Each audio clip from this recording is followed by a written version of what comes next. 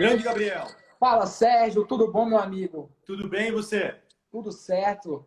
Cara, que legal, que massa que a gente vai bater esse papo, porque é Bom um tema demais. realmente, calma aqui, bacana, é um tema realmente que é, muito cobiçado pelos engenheiros. Eu diria que é meio que um santo grau ali, a galera acha que é o inatingível, é a engenharia perfeita, então acho que é um tema que vai ter muito assunto para a gente debater, né? Então, bacana que está acontecendo.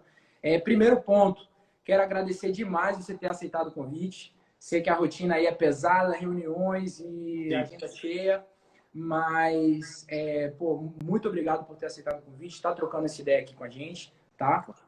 Então, mais uma vez mostra o efeito, a conexão de rede que tem esse projeto, né? Sim. Que a gente interligando profissionais, o Sérgio ele vai falar um pouco mais, mas ele é especialista nesse assunto do Lean Construction. Tá lá diretamente, tá da onde, Sérgio? Curitiba? Foi em Curitiba hoje, isso. Vixe, tá frio aí, cara? Cara, Quarentena, deu uma esfriadinha essas últimas semanas aqui, já deu uma esfriadinha. Mas tá bom ainda. O esfriadinha pro Curitibana mata a Bahia toda. Bom, você conhece bem aqui, né? Sabe como é.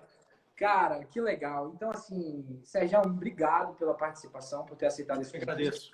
E vamos lá, né? Vamos começar a bater ideia. Se apresenta pra galera aí, pra galera te conhecer um pouco mais. Bora, boa, Gabriel. Bom, primeiramente também, obrigado pelo convite. Para mim é um prazer aí estar compartilhando conhecimento nesse tema que eu gosto bastante. Já venho trabalhando há mais de 15 anos, né?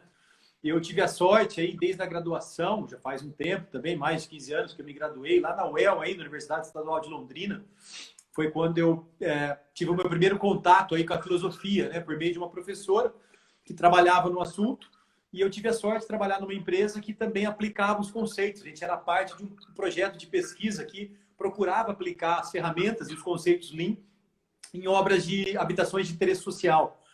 E lá eu tive um impacto muito grande quando eu vi assim, a diferença de aplicar métodos tradicionais e métodos Lean para fazer gestão de obra, né? E aquilo me deu um clique na cabeça, isso em 2002 para 2003. Eu fui depois, trabalhei numa construtora aplicando isso daí e fui fazer um mestrado lá em Santa Catarina com um professor também que é bastante conhecido na área do Lean aqui no Brasil, que é o professor Heineck, né? E fiz um mestrado com ele. De lá para cá, bom, isso foi em 2004, até em 2005, você vê como é que é esse tema. Cara, muito tempo atrás já tinha gente movimentando nessa área, né? Tô achando que, assim, a gente acha que é um tema meio que em voga atual, o pessoal acha que não, essas coisas de 2015, aquela coisa, né? No boom quando a crise apertou, que o nego teve que economizar nas obras. Exatamente. Nessa época vocês já estavam falando disso. Exatamente. E aí o que é legal, né, cara?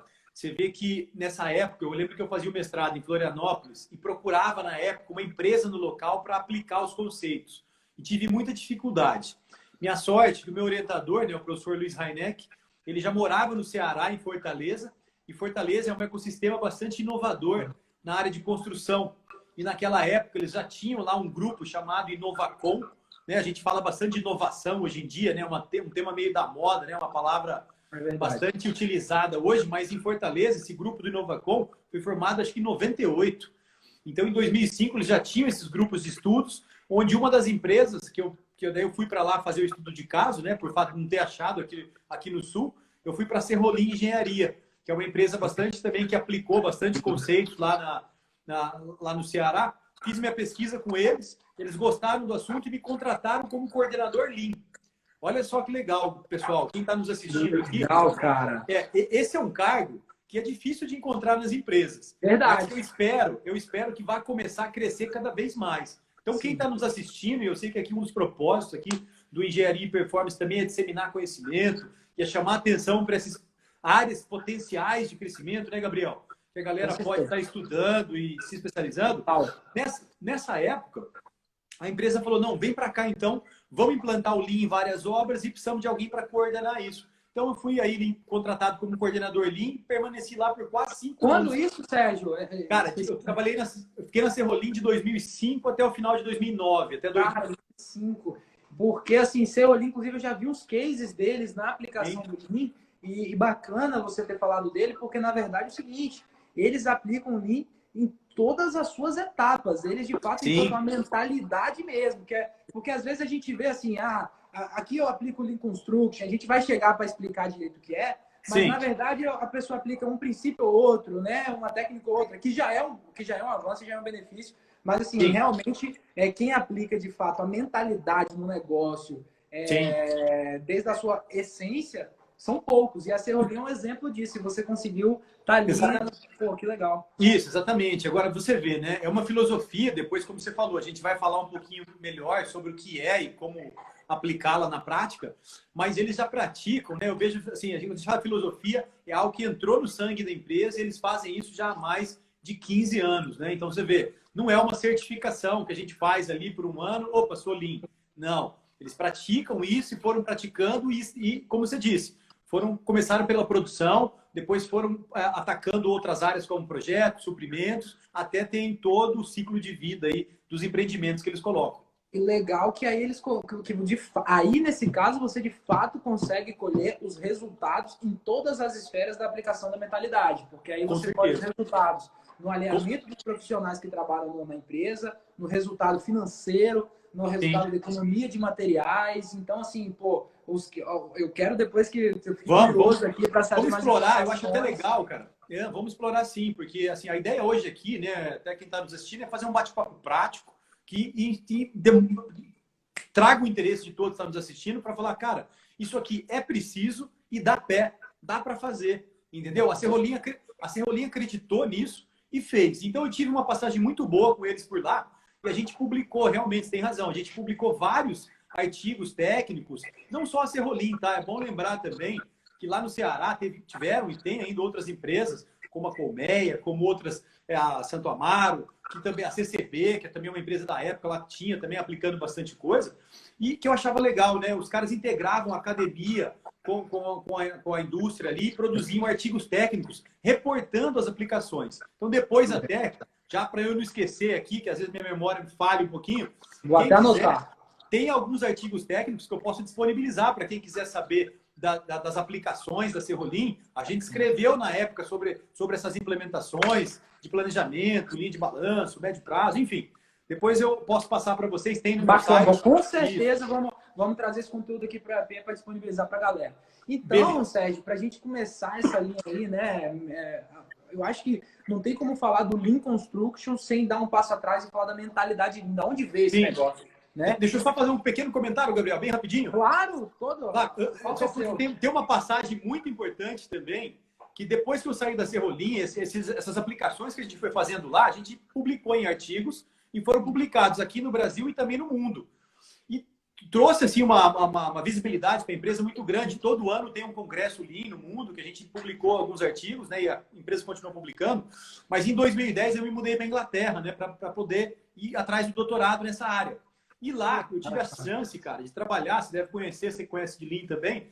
Eu trabalhei por quase 9 anos com o professor Lauri Cosquela, que foi meu orientador. Cosquela, que legal, velho. Ele foi meu orientador de doutorado. Então, eu trabalhei ele, na verdade, é o pai do Lean Construction. Exatamente, é considerado o pai do Lean Construction, o cara que escreveu o relatório, que inclusive eu tô falando isso porque... princípios do Lean. Isso.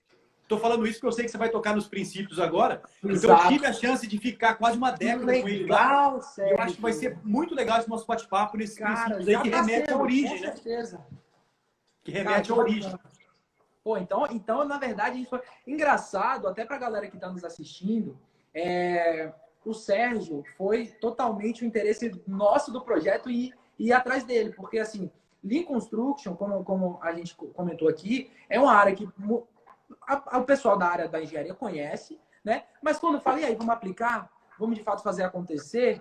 Na hora de trazer para a prática, tem o gap. Opa, sim. Não, aplica, é desperdício, não, tem que economizar aqui e tal. Na hora de botar os passos de fato para executar, tem que ser um especialista na área. E aí a gente encontrou o Sérgio, cara, através dessas conexões dos nossos consultores e tal, e aí a gente falou, poxa, vamos trazer o Sérgio para cá, porque é um especialista no assunto. E agora descobrindo que você na verdade, trabalhou com o pai do Lean Construction. Então, assim, galera, todo mundo que está aqui hoje vai beber na fonte do conteúdo, vai sair daqui com, vamos falar assim, o néctar do assunto. Bora. Então, clica no aviãozinho aí, chama um amigo pra gente, se bater, vamos botar uma meta aqui, Sérgio, se bater 20, daqui até meia hora, 25, a gente vai soltar esses artigos seus aí pra galera. Boa, manda bala. Beleza? Boa. Massa. Para a gente começar, não tem como a gente falar do Lean Construction, né? Como eu estava dizendo, sem voltar um pouco atrás da mentalidade Lean, de onde veio esse negócio. E, na verdade, veio da mentalidade lá do Toyota, né? Do Lean, do Lean Thinking. Foi quando o sistema Toyota teve que ser implantado, que o Japão pós-guerra e tudo mais. Então, eles falaram assim, ó, a gente precisa fazer o triplo com menos da metade. Como é que a gente vai fazer esse negócio? E aí surgiu, né, o ONU, né? Que foi que, né, juntou os conceitos ali, ele começou a aplicar isso no modelo da engenharia de produção, nas fábricas, no modelo Fabril, mas que começou a otimizar a produção através da produção puxada e elementos. E ele botou 5 princípios da mentalidade Lean, que eu vou botar os princípios aqui, eu quero que você comente um pouco e continue essa conversa. Então, assim, da mentalidade Lean, os princípios conhecidos, né, são, primeiro, identificar valor, certo? Sim.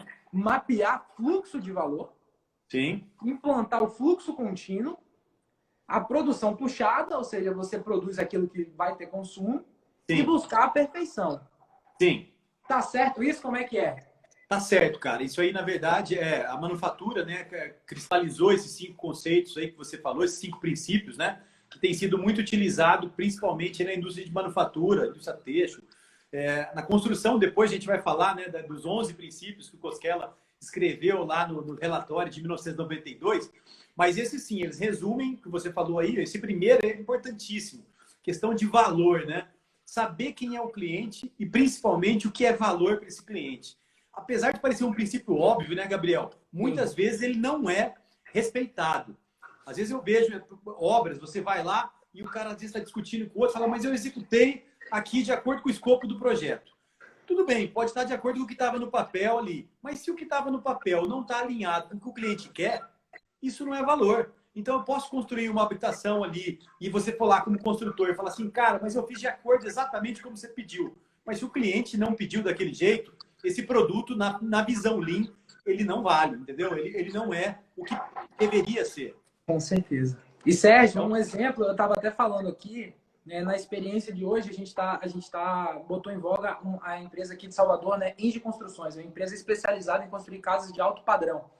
Legal. E é onde você vê isso demais, né, justamente porque eu conheço, né, sou amigo pessoal de engenheiros que trabalham nessa empresa, e assim, você vê isso muito na prática, porque tem um escopo definido, mas tem a expectativa do cliente, que impacta totalmente em todo o andamento da obra, no fluxo, na execução das atividades, né? Sim, sim. Então, isso, nos princípios, tem que ser levado em consideração na hora de você mudar as ações. Com certeza. Bom, então esse é um primeiro passo, né? Entender o que é valor.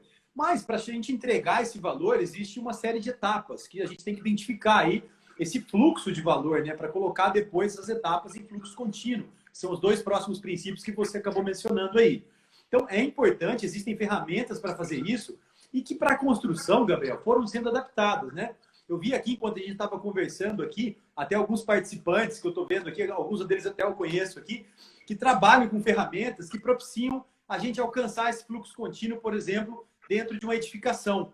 Vou dar um exemplo prático, tá? Uma ferramenta muito utilizada aí, ó, para a galera que está aqui trabalhando, está aqui nos vendo, linha de balanço. Conhece a ferramenta, né, Gabriel? O pessoal utiliza aí para fazer planejamento de edificações, de edifícios, estradas, obras repetitivas e tal. Eu vi aqui que tem um grande amigo aqui, o Ramon, aqui da RDO, lá de Santa Catarina. Os caras fazem um trabalho fantástico na aplicação dos conceitos Lean, principalmente linha de balanço. Linha de balanço, vi também aqui que a Paula estava aqui também, da Prevision, né, que é uma empresa também que trabalha com um software de linha de balanço que também promove esse fluxo contínuo, ou seja, facilita a visualização. Sim. Quando a gente entrar até nos princípios do Koskela, o legal é que ele traz outras visões, né, que também complementam esses princípios que você falou. Acaba destrinchando esses 5, né? Exatamente.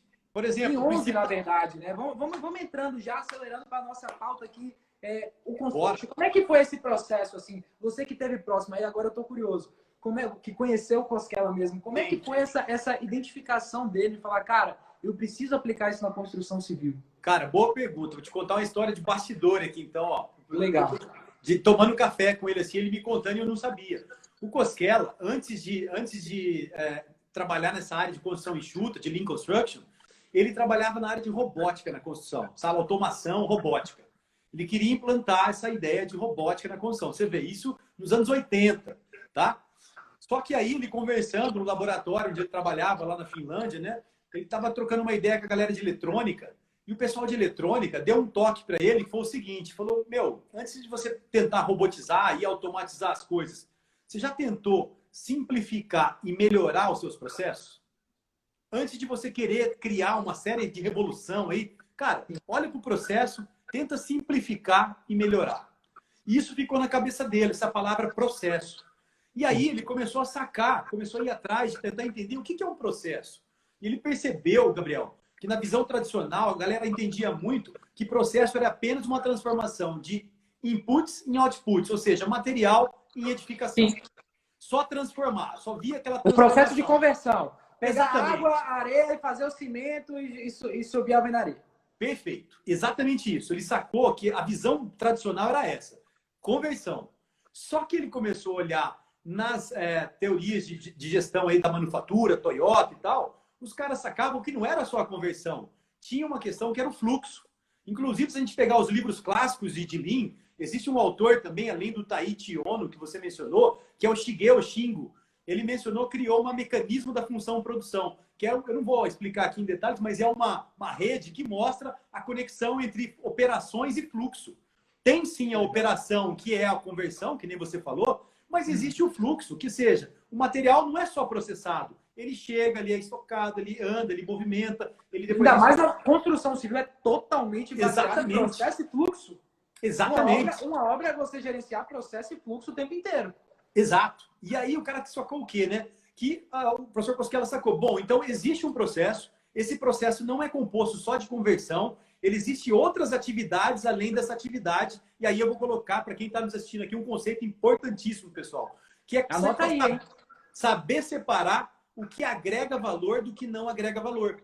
Perfeito. Né? Conversão, se eu estou lá na minha obra, o pedreiro está colocando bloco sobre bloco, isso agrega valor.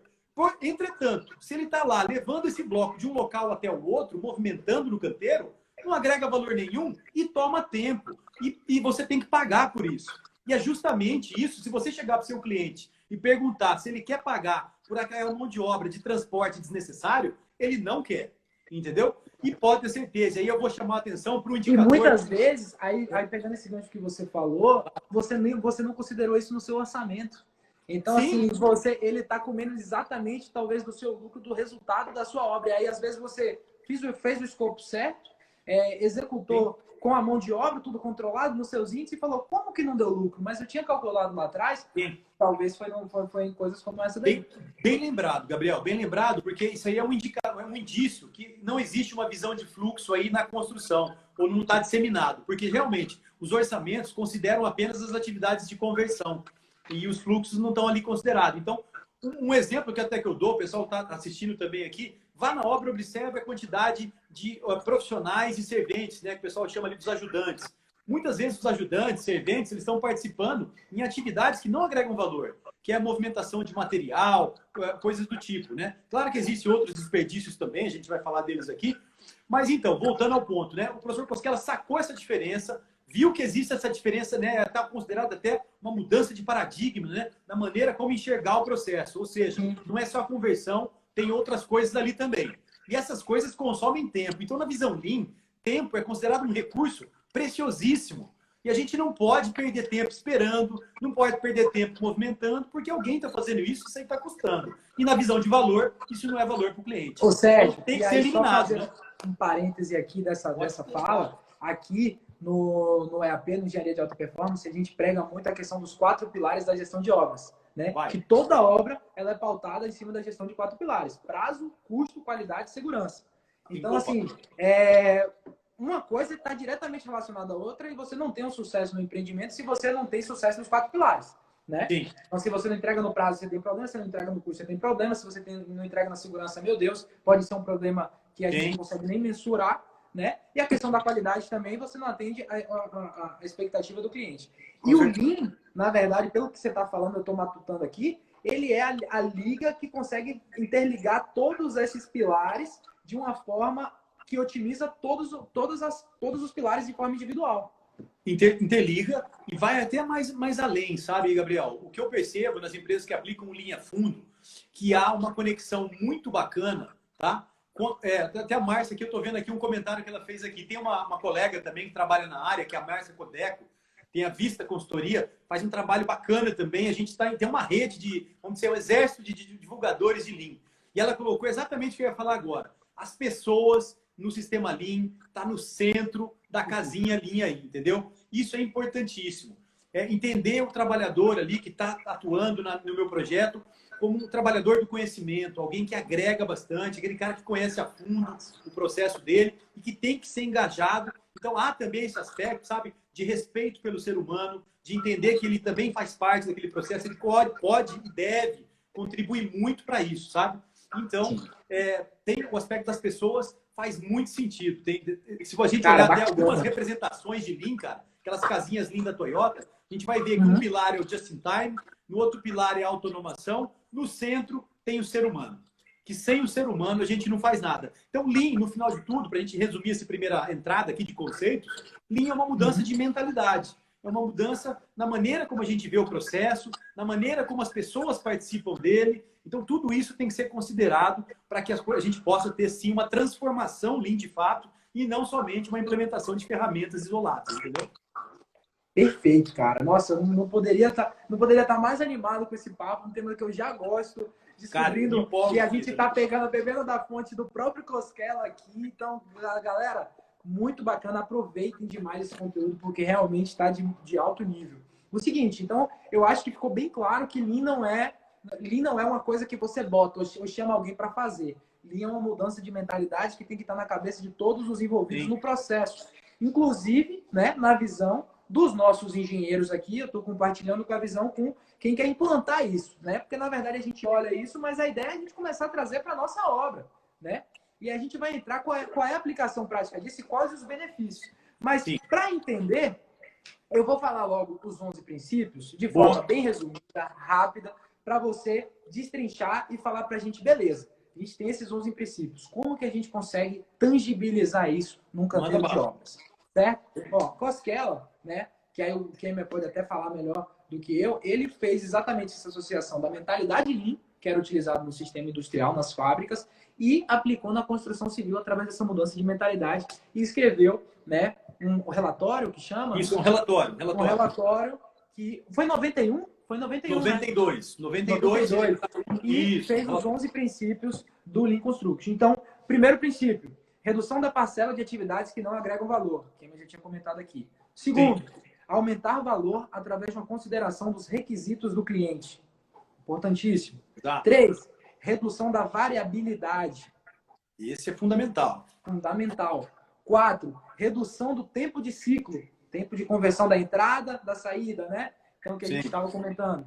O 5º, simplificação pela minimização do número de pessoas e partes. Ou seja, cortar. Essa é uma parte, eu acho que ele quis frisar assim, ó, tira o que não agrega valor, né? Eu acho que ele meio que reiterou essa... Vamos fazer uma pequena questão, o número de passos ou partes do processo. Passos ou partes, exatamente. Isso. Mas tira o que não agrega valor do processo e deixa só o necessário para a execução da atividade. Exatamente. Simplificar. Exatamente. 6, aumento da flexibilidade na execução do produto.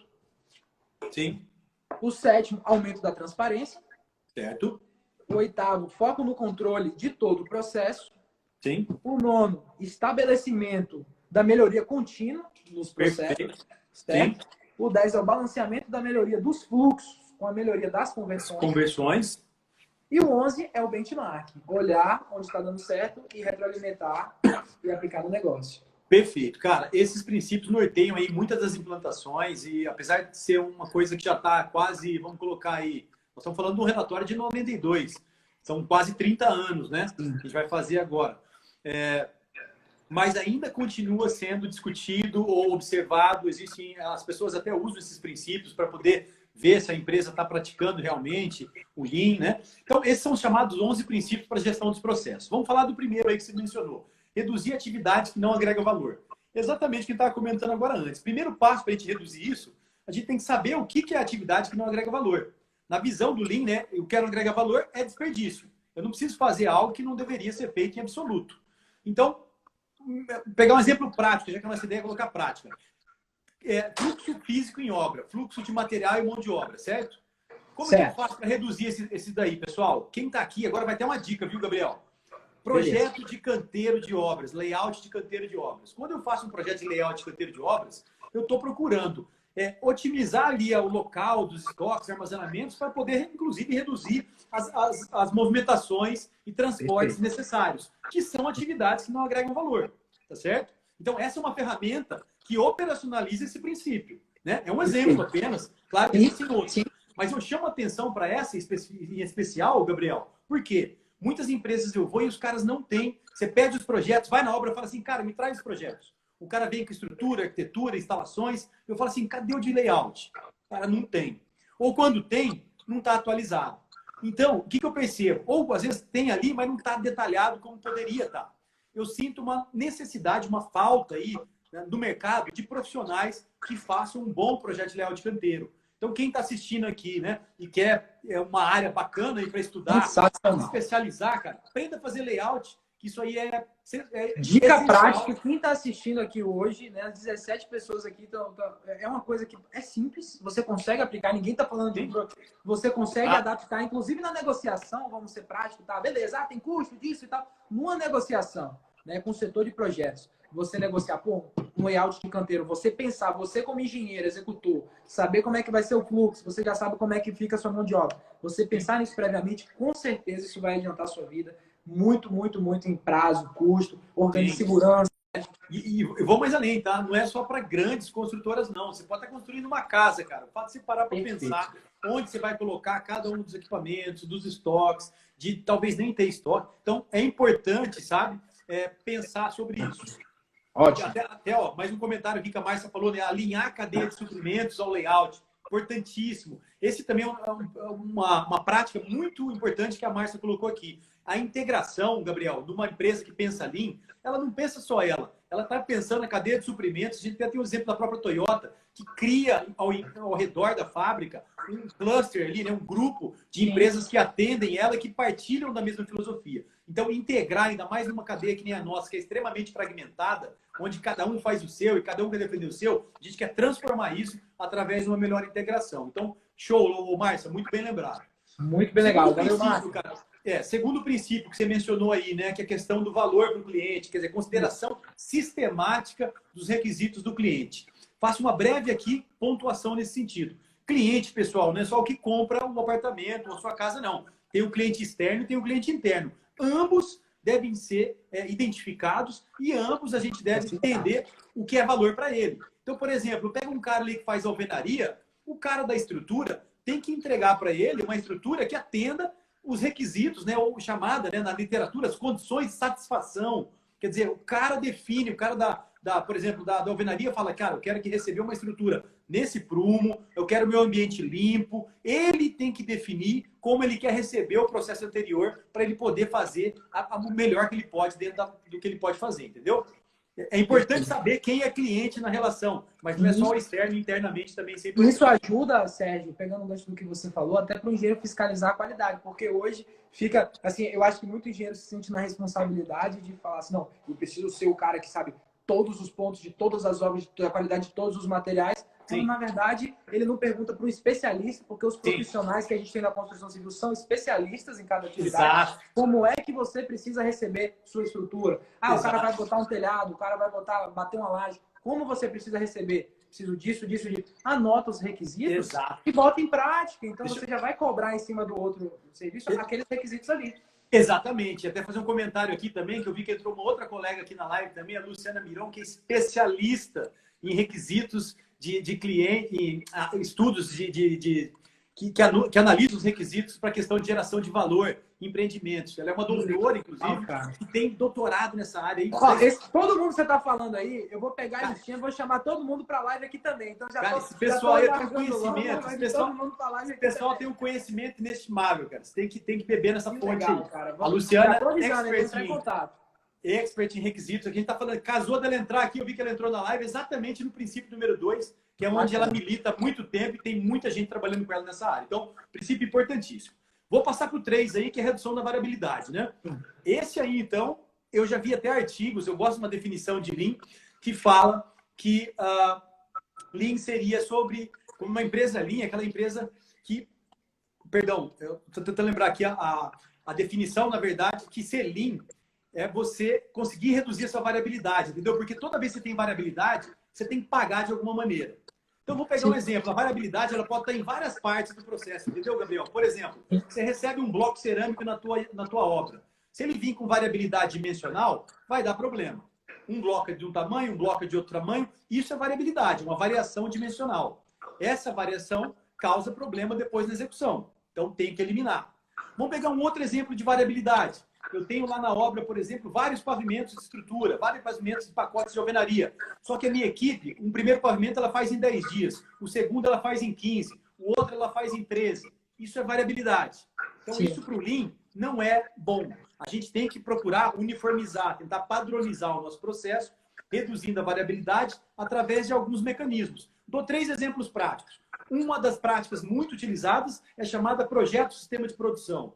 Esse é um escopo de decisões que tem que tomar antes de iniciar a obra, que envolve a gente reduzir essa incerteza, reduzir a variabilidade. Mas um muito utilizado, inclusive eu fiz um curso disso agora no sábado passado, foi sobre o sistema Lean de planejamento e controle da produção. Sistema Less Planner, que tem um planejamento em 3 níveis, longo, médio e curto prazo, onde cada um tem seus objetivos, mas essencialmente o que a gente quer ali é promover estabilidade. Estabilidade seria o contrário da variabilidade. A gente poder executar conforme planejado. Então, ferramentas práticas aí. O outro, para também reduzir variabilidade, padronização.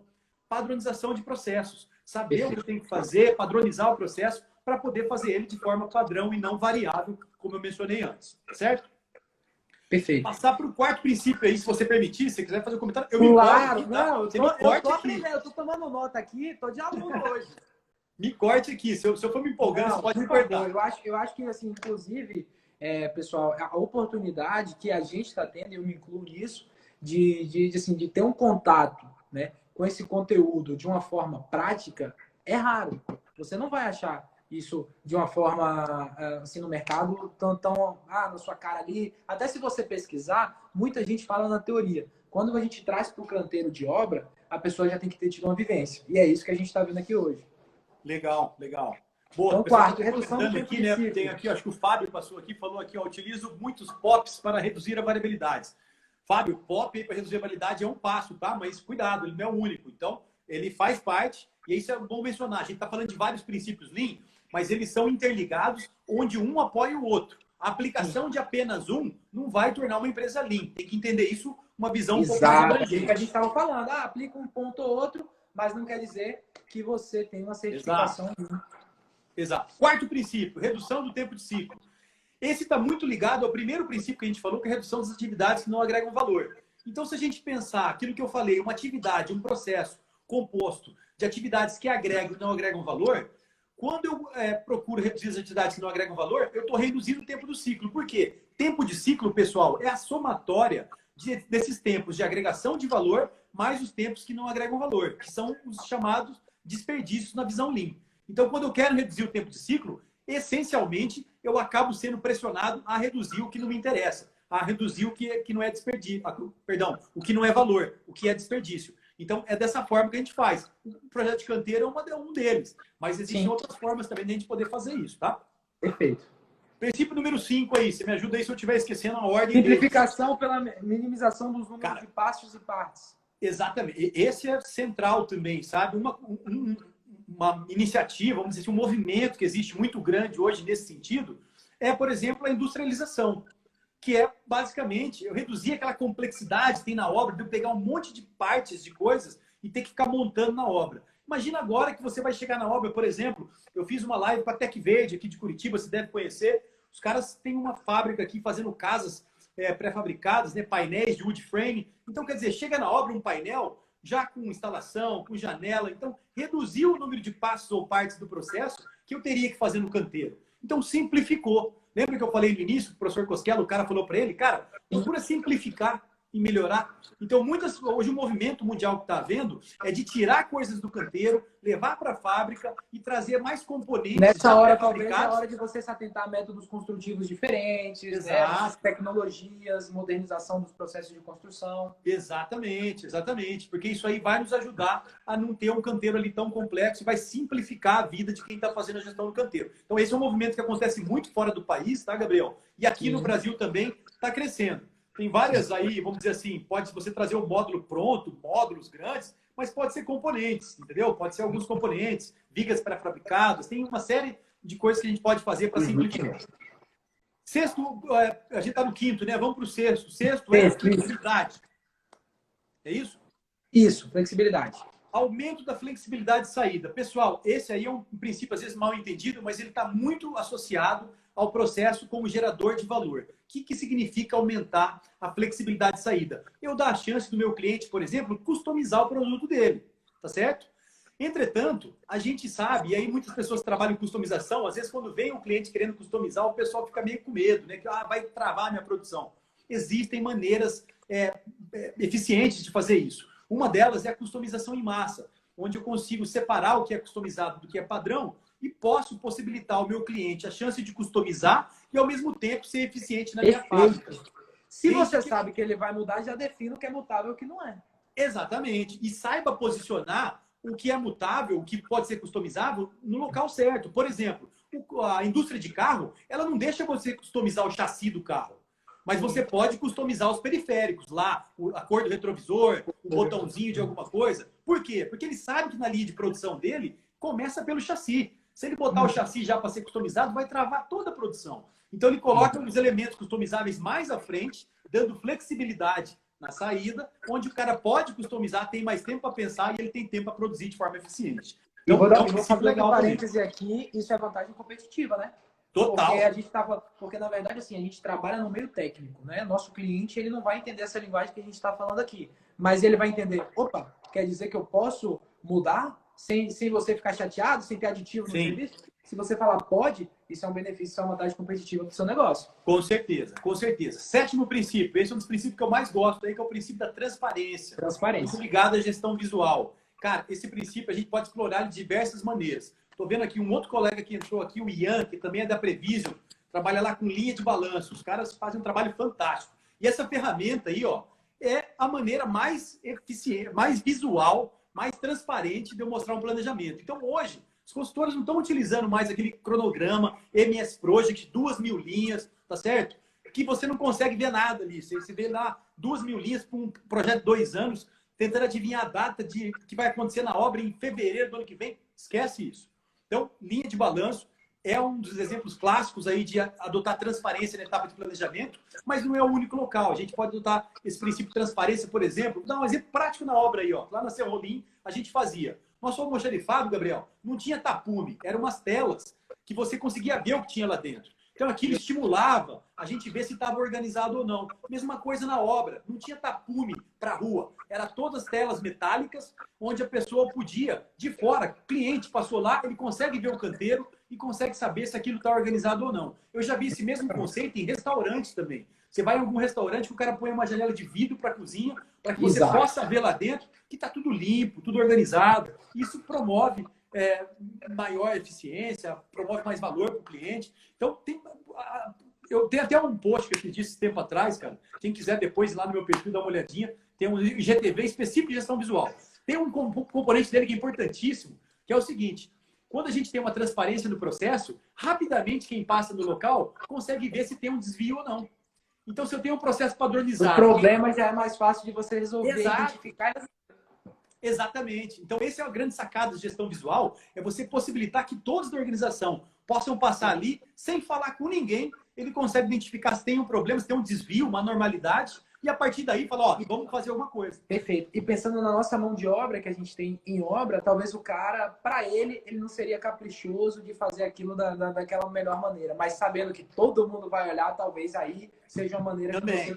Porque às vezes você vai entrar e evita, às vezes, embate com mão de obra direta, né? Com pedreiro, com os profissionais que estão presentes ali no processo, e que às vezes assim você consegue com que eles próprios gerenciem o trabalho deles mesmos. né? Com certeza, com certeza. É bem isso aí mesmo. Dá autonomia. Você tocou num ponto central também, viu, Gabriel? Isso é bom mencionar. Só fazer uma pequena pausa, que esse ponto que você tocou aí é central na filosofia. Por muitos e muitos anos, a indústria da construção seguiu e ainda segue, muita gente segue, dado que o Lean ainda não é bem disseminado, e a gente está trabalhando aqui exatamente fazendo isso, mas os operários e todo mundo trabalhou na ideia do comando e controle, certo? Que é aquilo, eu mando e você faz.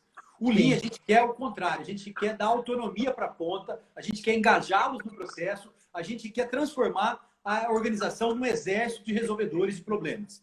Então é importante dar essa autonomia para os caras, entendeu? Eu vou, às vezes, em reunião de planejamento, quando eu inicio a implementação, você vai falar com um operário ali, trazer ele para a reunião, às vezes ele vem até tímido, ele nunca participou, nunca ninguém convidou o cara para participar. E agora ele é parte do processo, isso empodera o cara, ele se sente parte, e aí começa a trazer muita ideia. Aqui no EAD, a gente aborda isso quando a gente fala de cultura e chama isso aí de sentimento de dono do negócio. Exatamente. Então, de fato, você tem que ter vários donos do negócio dentro da sua obra. Inclusive, a pessoa que está lá servindo qualquer coisa, ou o cara que é terceirizado, né? Chegou na sua obra, ele não faz parte da sua mão de obra direta, mas ele é terceirizado ali. Ele tem que ser dono do negócio. Enquanto ele está na obra, tem que ser sobre ele tem que saber que é parte daquilo ali.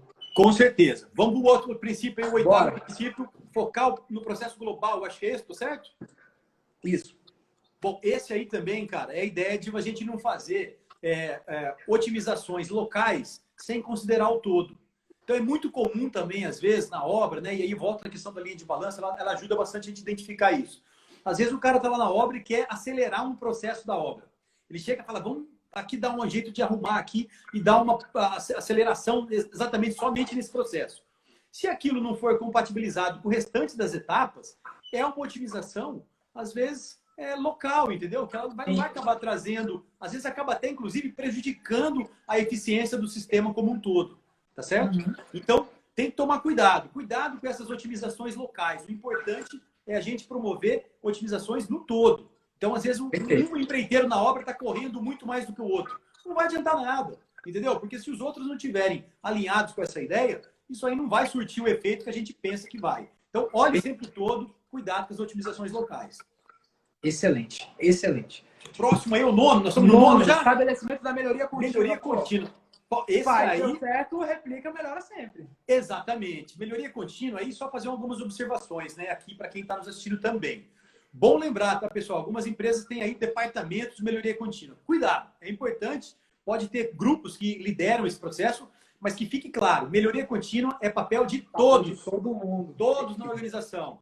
Não pode ficar restrito a um grupo ali que está... Não, você delega essa responsabilidade, né? Ah, ele não me falou que eu preciso melhorar, então não precisa. Exatamente. Aquilo que a gente está falando agora há pouco da autonomia e do engajamento de todo mundo. Então, a galera sabe aí que tem que participar, que eles também são responsáveis por resolver problema. Não é responsabilidade do setor de resolução de problemas. Então, melhoria contínua é papel de todos, entendeu? É importante que isso fique claro nas organizações. E a melhoria contínua, para acontecer, ela também depende de algumas coisas. Aquilo que a gente falou da dependência de um princípio com o outro. Por exemplo, padronização é um dos elementos importantes para a melhoria contínua. Porque se eu quero melhorar, eu preciso ter uma referência de como eu já faço. Para daí poder eu ver como é que eu estou fazendo, aí eu altero aquele processo, se eu identificar uma oportunidade, repadronizo e vou em busca da perfeição, que é o tal dos princípios que a gente comentou lá no início da nossa conversa.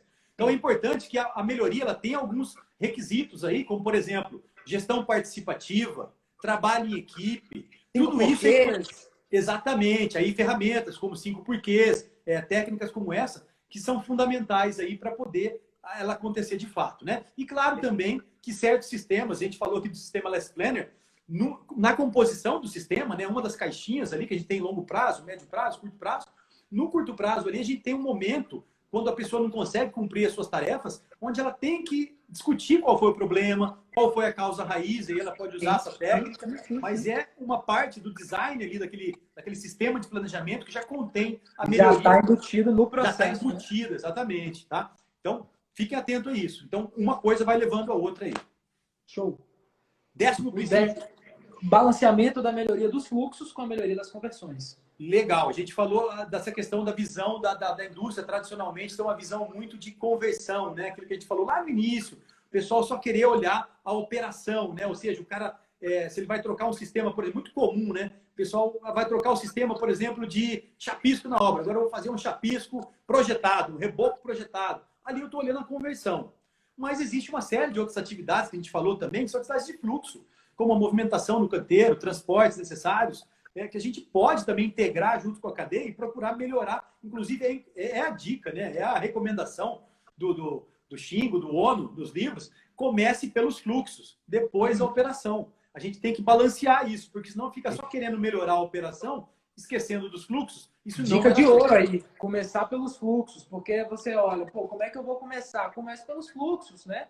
Que na verdade conversão é aquele processo mais específico, então você vai ter que ter um alinhamento maior, falando da visão talvez de engenheiro, né? Onde você vai ter que convencer talvez uma autodiretoria a implantar um método daquele, você vai ter que... É a melhor maneira de você conseguir um resultado imediato, começar pelos fluxos. Sim, sim, sim. Então, assim, essas duas partes é importante, só para o engenheiro tradicional aí que fala assim, cara, entenda que existe fluxo também, que ele é importante, tem que mapear todo esse fluxo, né, que a gente falou no início, o mapeamento do fluxo de valor, entender as partes do processo e procurar melhorar o fluxo e depois, sim, claro, não quer dizer que não pode melhorar a conversão, mas o ponto desse princípio é desde que haja um equilíbrio entre as duas coisas. Balancear. Exatamente. Bom, o próximo aí é o 11º. O benchmark. Cara, o benchmarking também, muitas empresas já praticam, mas eu lembro aqui na construção, né, as empresas visitam às vezes umas às outras, empresas de construção. O princípio do benchmarking é visitar o líder, não exatamente no segmento. Eu posso, por exemplo, estar buscando uma melhoria dentro do meu processo de logística e ir atrás ver como é que, por exemplo, um aeroporto faz a logística de malas, por exemplo, dentro do aeroporto. Eu não preciso necessariamente ficar olhando só para a minha construção. Inclusive, abrir a cabeça, sair da caixa. Tem que ir fora em outras indústrias. A Toyota, inclusive, muitas das sacadas deles ali vieram de outras indústrias. Vou dar um exemplo aqui, a questão da autonomação, né, os andons lá, ou a questão da autonomia de máquinas e pessoas. Os caras tiveram, a Toyota, não sei se quem está assistindo aqui sabe, mas eles trabalhavam com teares, né, máquinas têxteis ali antes. E o cara lá indo, o Sakichi Toyoda, que era o cara antigo ali, antes até do ONU, ele sacou que em vez de ter um cara em cada máquina para poder ficar ali vendo se ia dar problema, ele começou a colocar um dispositivo na máquina que se ela tivesse um problema, ela parava sozinha. Então foi uma sacada ali que depois os caras desenvolveram para o sistema Toyota, mas veio da indústria têxtil. Então, assim, a gente pode... E outro exemplo prático... Fazer as conexões certas, a gente consegue os resultados. A Serrolim, por exemplo, eu lembro que a gente adotou uma época para controle de estoque, aqueles... eram uns revólveres, assim, de código de barra, sabe? Laser, leitor de laser, nesse canto. E eu lembro que a sacada que foi tida pelo diretor lá foi observando o processo da farmácia Pague Menos. O estoque deles de gerenciar estoque na farmácia. O cara foi na farmácia, sacou, o cara só fazia o estoque, aquele revolvinho ali, e trouxe para o nosso... Que é relativamente simples para uma empresa do porte implantar um sistema como esse. E o nível de gerenciamento sai de X para 15X em relação ao detalhe do material, hora que chega, hora que sai. Exatamente. Exatamente. Então, assim, o princípio do benchmark está nesse, da gente olhar para fora da nossa realidade, ver o que os líderes estão fazendo nas áreas de logística, nas áreas de agregação de valor, de pesquisas, qualquer área que a gente possa tratar de planejamento, de suprimentos, e procurar aprender com eles. E, claro, não é fazer uma cópia, sim fazer uma adaptação para o nosso contexto. Aí é importante a empresa também entender qual que é o nível de maturidade e procurar fazer um projeto aí de implantação para ter uma implantação suave aí do princípio. Sérgio, perfeito, cara. Pô, você conseguiu fazer uma coisa que eu tinha compartilhado com você. Meu TCC da faculdade foi na implementação do Lean Construction em construtoras e eu fiz estudos de caso, né? Em algumas coisas e em algumas construtoras e realmente ver a aplicação de todos esses princípios, aí você começa a ver que, pô, a empresa não era de todo Lean. Não fazia isso, não fazia aquilo. Sim. Aí eu te pergunto, né, pegando esse gancho, existe uma certificação para quem é Lean? Se já existe aqui no Brasil, você fala? No Brasil? Não tem não. De novo, né, cara? Isso é um tema bastante discutido aí no meio acadêmico da área. Eu lembro, uns 2 anos atrás, eu estava num desses eventos aí, acho que foi lá na Inglaterra até, e estava uma discussão sobre isso, porque nos Estados Unidos tentaram bolar alguma coisa, eu tenho uma associação lá que bolou uma certificação para praticantes Lean, e aqui no Brasil não. Qualquer negócio, né, cara? Como é uma filosofia que você tem que ficar praticando durante muito tempo, né? É difícil de você criar uma certificação onde 1 ano o cara vai certificar naquilo e vai falar, sou Lean. O Lean é muita prática, é muita experimentação, é tentativa e erro ali. Claro que sempre baseada por princípios, por conceitos, mas ele tem que praticar, entendeu? Exato. Eu não acredito que o cara te fazer uma certificação ali em 1 mês, 2, 3 meses, ele pode se julgar ali um Master Lean. Eu acho que é muito... Tem que estar muito praticando, entendeu, Gabriel? Com certeza. E eu pergunto isso já na linha, porque é o seguinte, aí eu quero que você comente um pouco mais dos resultados da implementação de todas essas políticas. Porque, assim, se não tem, deveria ter, e aí a gente estou extrapolando, não vamos entrar nesse mérito, mas justamente porque é uma empresa diferenciada no trato, inclusive, com o meio ambiente, no trato com o cliente. Então, é uma empresa que ela é mais ágil à mudança. Com certeza, num período como esse, ela vai responder melhor, né? A questão de as próprias pessoas, se tiver que voltar, você adaptar processos, implantar melhorias, é muito mais fácil, todo mundo tá nessa mentalidade. Conta um pouco pra gente disso, né? Tá, legal, cara. Na gestão de obras, os benefícios que isso traz de uma implantação de Lean bem executada. Cara, essa pergunta é muito boa e é sempre que o empresário quer saber, né? E aí, mas o que eu ganho com isso, né? Sim. Tô vendo aqui até um colega aqui, o Jorge, que está aqui também, que trabalhou comigo lá na Serrolim também, que é um excelente profissional e implementou muito na prática, e o Jorge vai entender o que eu vou falar agora. A gente via isso na prática, os resultados. Primeiro, né, aderência do planejamento, da operação ali, da execução da obra com o planejamento. Eu cumprir as coisas conforme eu falei que ia fazer. Prazo. A gente está vendo aqui no Brasil várias obras, parece que não consigo cumprir o prazo. A gente viu tinha obra na Copa ainda que o pessoal estava fazendo até agora. Não pode mais isso, entendeu? Não cabe mais, sabe? Essa visão, esse estigma que a construção tem de não cumprir prazo. Então, o Lean vai procurar criar essa aderência, criar estabilidade, condições para que a gente possa cumprir o que a gente falou que ia fazer. Mas... vou dar exemplo da Serrolim, que foi onde eu trabalhei e onde eu vi. Eu trabalhei em uma obra lá que estava programada, por exemplo, a terminar em dezembro, dia 31 de dezembro, a gente entregou dia 31 de outubro, 2 meses antes. Caramba! Então, entregar a obra antecipada, entendeu? É um outro benefício que a gente pode ter. Aí você calcula qual que seria o custo aí de custo fixo daquela obra desses 2 meses e ver o tanto que a empresa não economizou, além da possibilidade de ela ter relocado aqueles operários para uma outra obra que estava precisando. Essa mesma empresa, Serrolim, isso aí está documentado, tem jornais que falam sobre isso também, ela reporta aí aumento de 20% no lucro, dado que houve aí várias melhorias no canteiro. Reporta, você tocou num ponto importante, o cliente, né, as pesquisas de satisfação que é feita após a obra dessas construtoras, no caso da Serrolim, 100% dos clientes recomendavam a empresa para amigos, para clientes. Ou seja, não falta obra. Exatamente, não falta obra, exatamente. Então, cliente mais satisfeito, prazos cumpridos, lucro da empresa, redução de resíduos. Serrolim também tem estudos aí mostrando redução de mais de 40% no volume de resíduos em obras. Isso para o meio ambiente, a gente é uma indústria que é das que mais tem resíduos sólidos, né? Se você comparar com a construção civil, é a que mais joga no meio ambiente. E aí eu te faço outra pergunta, você falou alguns temas. E a satisfação do cliente interno, do funcionário, é maior na gestão Lean? Cara, aí você chama esse ponto central também. Eu me lembro de uma palestra também do criador do Less Planner, que é o professor Glenn Ballard. Ele falou uma coisa assim, uma vez perguntaram para ele, falaram, cara, qual que é a diferença do sistema tradicional para o sistema Lean? Aí uma das diferenças que ele falou é a seguinte, na empresa Lean, as pessoas querem vir para o trabalho. Né? O que acontece? Cara, há uma valorização natural do profissional numa empresa que trabalha com Lean. Porque a gente acaba trabalhando com a engenharia na sua essência, entendendo o fluxo, aplicando ferramenta de gestão, que aqui eu faço uma provocação para quem está nos assistindo, tá, Gabriel? Se você me permitir.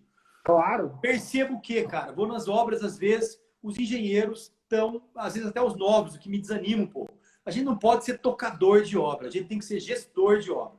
E gestor de obra trabalha com ferramenta de gestão, ferramenta de planejamento, baseada em certos conceitos e princípios que já foram testados e têm sucesso em várias indústrias, como é o Lean. Então, nós não estamos aqui inventando a roda aqui. O Sérgio criou o Lean, eu estou aqui de bonitão. Não. Quem criou o Lean foi o senhor Taiichi Ohno, o senhor Shigeo Shingo, Sakichi Toyoda. Os caras passaram isso aí décadas testando, implementando e continuam fazendo. As outras indústrias melhoraram e foram trazendo. Chegou na construção, já tem um monte de empresa aplicando. Mas o que eu falo? Valorize o profissional. Quando eu falo lá, por exemplo, o engenheiro fazer um projeto de canteiro, a gente está pensando como é que faz o negócio, estamos resolvendo o problema. Tive um problema, vou usar lá uma técnica, um 5 porquês, vou usar o diagrama de Chical, um espinho de peixe. Quer dizer, me parece quando eu falo, às vezes, em algumas obras, quando está iniciando a implantação, que o pessoal toca as coisas sem ter ferramenta. Então não pode. O engenheiro tem que se ver como um gestor, que é munido de ferramentas que são baseadas em conceitos robustos que dão resultado. Então não seja tocador, seja gestor de obra. Gestor de obra. Cara, e você tocou na essência de todo esse projeto, do motivo Não é não, Gabriel? fazendo isso aqui. E, Sérgio, cara, passou que eu nem vi, o Instagram já tá me sinalizando aqui que ele tem um limite. Cara, com certeza vamos voltar a conversar. Uma aula, uma big aula para todo mundo que assistiu aqui. Então, galera, por favor, sigam o Sérgio, tá? Ele tem cursos também na área. Se você quer aprender especificamente dessa área do Lean Construction, siga o Sérgio, né? E com certeza ele vai aparecer aqui na tela do EAP de novo para a gente estar trazendo mais conteúdo para vocês. Sérgio, muito obrigado, cara, por essa... Só dar um recadinho final aqui, tá, Gabriel? Claro. Então, como o Gabriel falou, eu tenho lá no próprio Instagram, né? O perfil é @SérgioKemmer. O Kemmer é com Kemmer.